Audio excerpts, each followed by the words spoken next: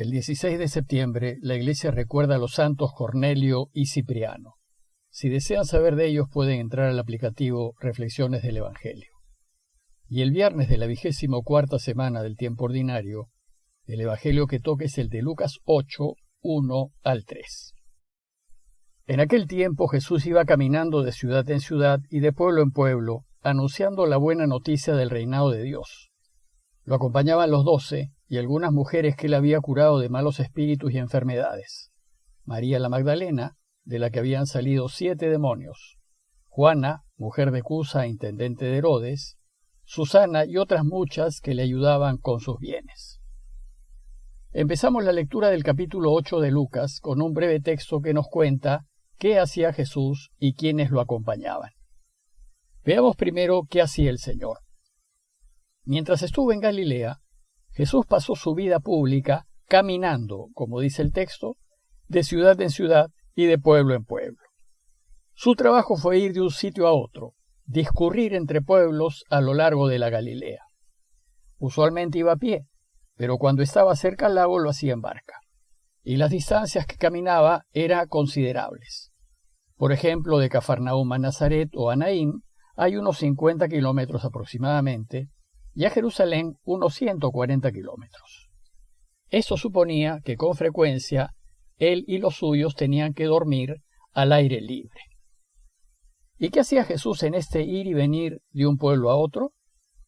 Dice el texto que anunciaba la buena noticia del reinado de Dios. Jesús buscó contar a todos los que podía la extraordinaria noticia de que Dios nos quiere y que por eso desea reinar en medio nuestro, para hacer de este un mundo de justicia y paz, en donde todos vivamos felices. Pero, para que Dios pueda reinar, nosotros tenemos que ayudarlo. Y la manera como lo ayudamos es eligiendo, en cada decisión que tomemos, aquello que haga posible que reine, es decir, poniéndonos siempre del lado de la verdad, de la justicia y de la vida en toda elección que hagamos, y disponiéndonos a asumir las consecuencias de hacerlo.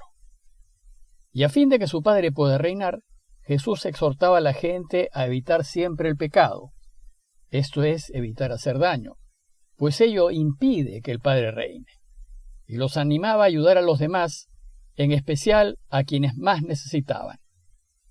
En fin, para que su Padre reine, Jesús busca que todos nos rijamos por la ley del amor. Amemos a Dios sobre todas las cosas, y amemos al prójimo como a uno mismo, haciendo al otro lo que queremos que el otro nos haga. En la segunda parte del texto, Lucas nos dice quiénes lo acompañaban en sus recorridos. Y lo primero que nos dice es que lo acompañaban los 12. Esto era de esperar, pues luego de una larga noche de oración, Jesús los había elegido personalmente para que sean sus apóstoles, sus enviados, en el anuncio de la buena noticia. Sin embargo, aún no habían sido enviados, pues primero tenían que aprender cómo hay que vivir para que Dios pueda reinar. Y en esos viajes, al escuchar sus enseñanzas y al ver a Jesús obrar, sus apóstoles irán aprendiendo a anunciar con palabras y obras la buena noticia del reinado de Dios.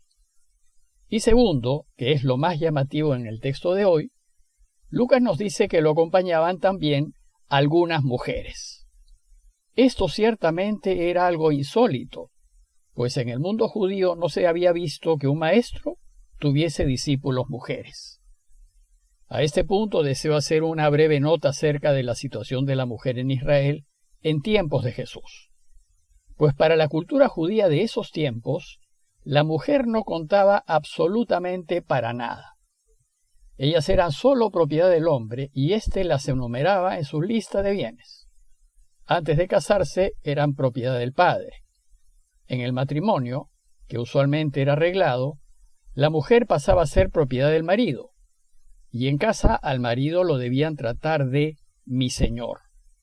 Y en la viudez ellas pasaban a ser propiedad de los hijos varones.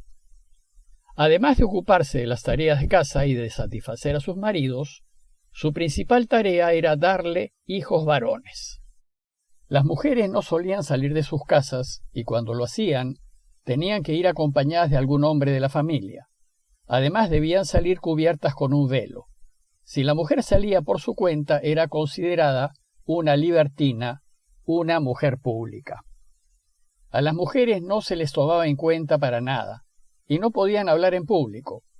Tampoco se les pedía opinión, pues sus opiniones no contaban. Su testimonio valía muy poco y debía ser corroborado. Por eso, cuando las mujeres van a contar a los discípulos que Jesús había resucitado, ellos no solo no les creen, sino que van los hombres a comprobar si era verdad lo que decía. De igual modo, las mujeres tampoco contaban para la vida religiosa del pueblo. No se les enseñaba con igual rigor la ley de Moisés y por tanto solo observaban las obligaciones básicas de la ley, pues la alianza fue hecha entre Dios y los hombres de Israel. Más bien ellas eran solo ocasión de pecado y tentación. Y ante la ley el trato era distinto. Por ejemplo, en el adulterio se castigaba a la mujer con la muerte, pero no al hombre. O por ejemplo, si daba a luz a un hombre, ellas quedaban impuras 40 días, pero si daban a luz a una mujer, quedaban impuras 80 días. A causa de la menstruación y de la sangre que perdían en los partos, eran sujetos de impureza ritual y durante ese período se consideraba que contaminaban todo lo que tocaban. Por ejemplo, pueden leer lo que dice Levíticos 15, 19 al 30. En el templo y en las sinagogas tenían un lugar separado de los hombres y era un lugar secundario y marginal. Los sábados solo se encargaban de preparar la mesa y de alguna oración menor. En este contexto, imagínense el escándalo que debió causar que Jesús hablase con la samaritana a solas. Sin duda, debió romper muchos esquemas. Bueno, pues a la luz de esa mentalidad judía tan machista, llama muchísimo la atención el trato que Jesús tuvo con las mujeres, pues permitió que lo acompañen en sus giras. Jesús fue en contra de los condicionamientos culturales judíos de la época y reivindicó el papel de la mujer. Y debió ser chocante ver que Jesús tenía discípulos mujeres. Su comportamiento fue demasiado liberal, lo que sin duda aumentó la fuerte animosidad que las autoridades religiosas judías tuvieron en su contra. Lo cierto es que era Jesús muy peligroso, pues iba en contra de las costumbres judías y por tanto sus enemigos consideraban que estaba destruyendo al pueblo de Israel. En el relato de hoy, Lucas además nos dice quiénes eran las mujeres que lo seguían. Dice el texto que lo seguían algunas mujeres que él había curado de malos espíritus y enfermedades, como María la Magdalena, de la que habían salido 7 demonios. Siempre se ha considerado a María Magdalena una terrible pecadora pública, pues Jesús le sacó 7 demonios. Pero no necesariamente era pecadora, pues también sabemos que en el mundo judío los demonios eran causantes de las enfermedades. Por tanto, que Jesús le haya sacado 7 demonios no necesariamente indica que María era una gran pecadora. Lo que sí indica es que estuvo muy enferma, y Jesús la curó de todo, expulsando a los demonios que la maniataban. El problema es que para el judío, como la enfermedad solo la tiene un pecador, si la Magdalena estuvo gravemente enferma, ello indicaba que era una tremenda pecadora. Y esto es lo que ha pasado a la tradición de la Iglesia. El hecho es que María debió sentir una enorme gratitud hacia Jesús porque la curó, y lo seguirá para servirlo en todo lo que pudiese. Lucas también menciona a Juana, mujer de Cusa, intendente de Herodes, Susana y otras muchas que le ayudaban con sus bienes.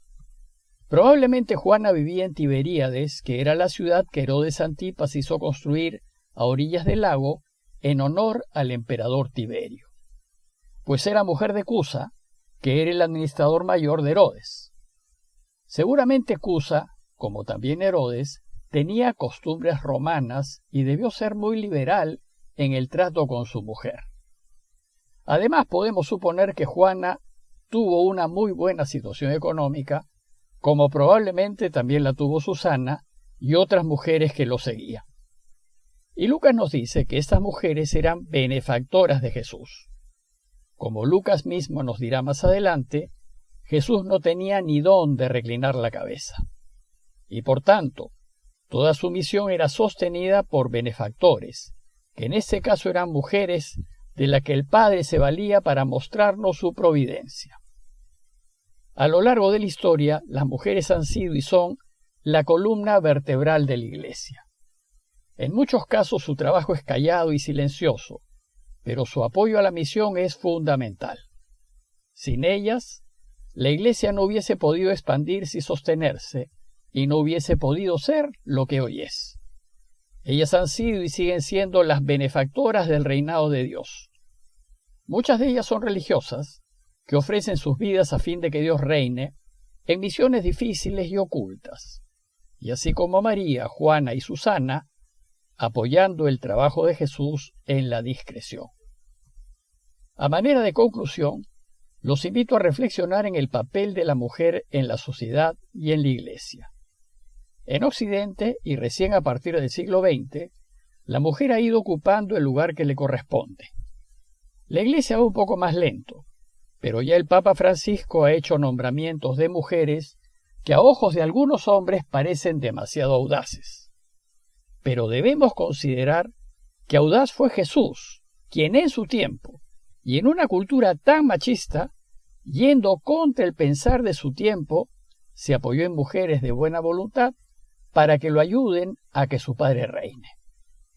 Pidámosle pues hoy a Dios que la Iglesia imite a Jesús en su trato con las mujeres, pues el Padre nos creó hombre y mujer a fin de que la mujer siga siendo un instrumento privilegiado para la construcción de su reino. Parroquia de Fátima, Miraflores, Lima.